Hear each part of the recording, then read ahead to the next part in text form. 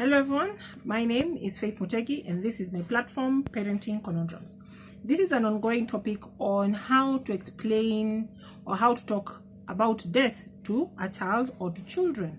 So as I've mentioned previous videos, it's a conversation starter. How do we equip our children with the necessary shock absorbers when it comes to this reality of life? And one of the major realities of life that the pandemic even brought even closer to children's lives or in children's lives is the aspect of loss and grief, and more especially the death of their loved ones. So I empathize with you if you have already gone through this phase and you may have said something and I'm saying it may not have been the right. I am not here to judge. I am here to just psychoeducate, to give you an update. Like, now that you know, we can do better, or now that we get this information, we can do better.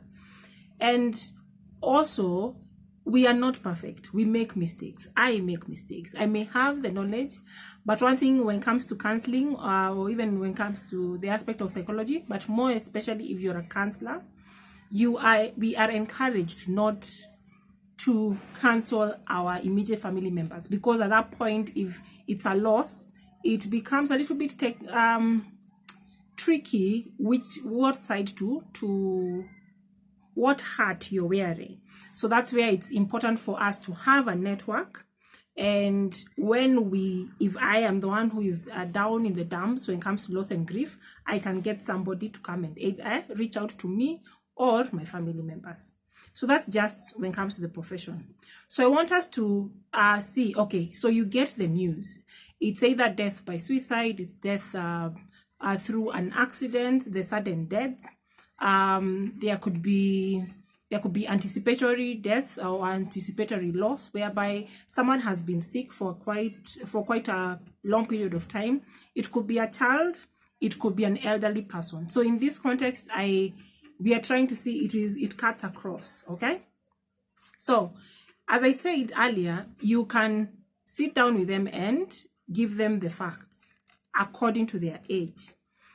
But we keep on saying, remember their age, and to help you, you can rehearse in advance or ask the child what they understand about death. So let's go through some context or some statements that you could use when the burden or the responsibility, let's put it, the responsibility of breaking the sad news to a child is on your shoulders. So we have invite the child to share what they know about the loved one's condition. Like if they have been terminally ill or they have been in hospital, and especially in this period of the pandemic where there was that social distancing and containment, it could be, did they hear anything about so and so? Like, when was the last time they talked to them? So if it is a medical condition, or if it was illness, that's one thing.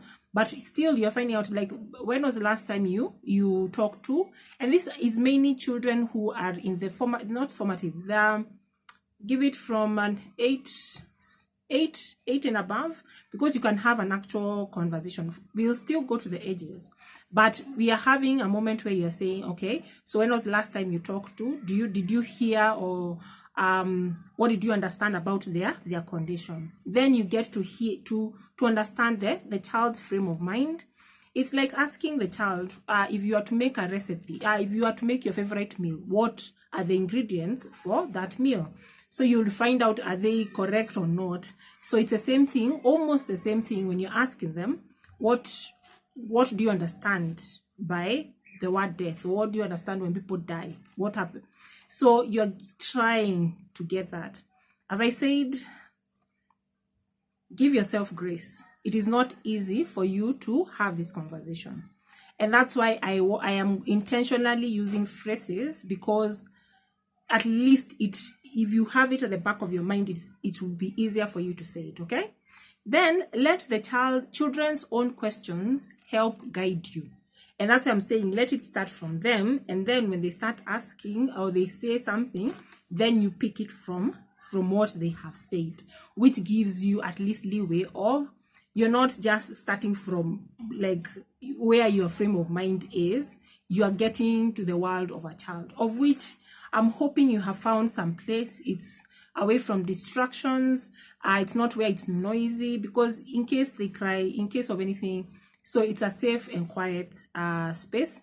And if you get emotional, it's okay. Just take a pause and let them know that adults get sad too, and it's a sad moment. So just give me time and then we'll continue. So we are not, there's the aspect of being strong. Yes, we can be strong, but if you break down, it is still okay, because at least you're being honest with the child, and the child is seeing you cry, which they should see us do. Because if they feel like crying but they are not seeing anybody around them crying, it will feel like it's a mistake for them to cry. Okay, so share non-threatening information first. Non-threatening information, that's what I was saying, ask them first. Don't go straight like, you know how road accidents are. You have heard of road accidents. You don't start with the what, stage 4 cancer prognosis or that. It's start small. And then if the child, depending on the age, decides to take a break, let them take a break. Don't force it. And then say, okay, we'll catch up later. Okay? So start with a non-threatening. Like, it's been a while since you've seen your grandmother or your grandfather. So if there was an illness or because of old age or whatever the case, so you build up and say, unfortunately, some sad news came today and they are no longer with us. No, now, that phrase, they are no longer with us, you need to say they died, not passed away. And I want to focus on use words. Children need simple, honest words and clear explanations. Words like passed away or taken from us make sense to us as adults, but can confuse a child. Let me give an example.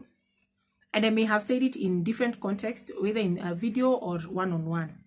If you tell a child that their grandfather has gone to bed, has gone to sleep, is asleep. If in the, yes, the pandemic has messed things up, has changed things up. But the context is, if someone dies, they are put in a coffin. The coffin is put in a grave. The grave is covered by soil. The soil, if there are flowers or a cross, depending on your faith, they put that up. I'm speaking from my cultural perspective. And then people leave.